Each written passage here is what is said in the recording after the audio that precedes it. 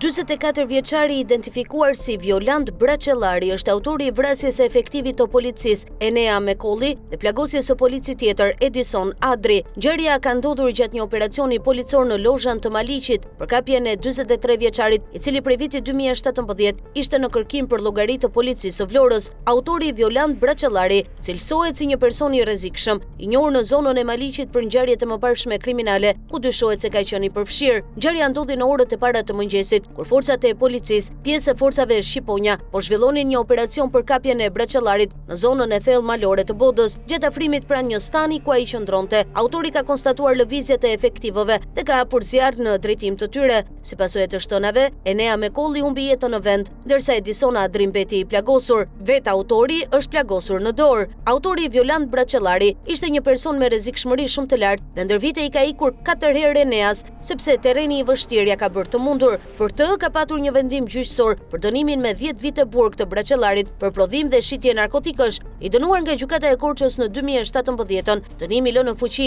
edhe nga apeli dhe gjykata e lartë. Ndërkohë, ishte në gjyqje edhe për krime ndaj personit, konkretisht për një plagosje. Violant Braçellari ka qenë një ish ushtarak dhe prej vitesh në kërkim për llogari të Vlorës. Ngjarja ka ndodhur në orët e para të mëngjesit të sotëm, ku një grup policor ishte nisur drejt fshatit të thellë malor Bod në lozhan të Maliqit për kapjen e Braçellarit. Gjatë momentit të afrimit pranë stanit të madh, autori ka vërejtur lëvizje të dyshimta dhe ka qelluar disa herë me armë zjarri. Detaje të reja janë zbardhur nga ngjarja e rëndë e ndodhur mëngjesin e kësaj të njëjtëje, ku nga përplasja me armë zjarri mbeti i vrarë efektivi Enea Mekolli, ndërsa policia Edison Adri u plagosur në fyt. Mëngjesin e sotëm në operacion morën pjesë efektiv të forcës së posaçme shqiponja dhe oficer të policisë kriminale. Gjatë ndërhyrjes për kapjen e tij, forcat e policisë kanë bërë thirrje Braçellarit të dorëzohej. Burime për pamfleti bëjnë me dije se efektivi Enea Mekolli ka qenë një nga policët më pranë autorit në momentet e operacionit, duke përfituar nga njohja e terrenit dhe ambientit përreth banesës. Braçellari dyshohet se ka gjetur momentin e përshtatshëm për të hapur zjarr ndaj efektivëve. Sipas të njëjtave burime, Enea Mekolli është goditur i pari me një plumb në kokë, plagë që rezultoi fatale. Pas tij është qelluar edhe efektivi Edison Adri, i cili ka marrë një plumb në zonën e fytit, duke mbetur i plagosur rënd.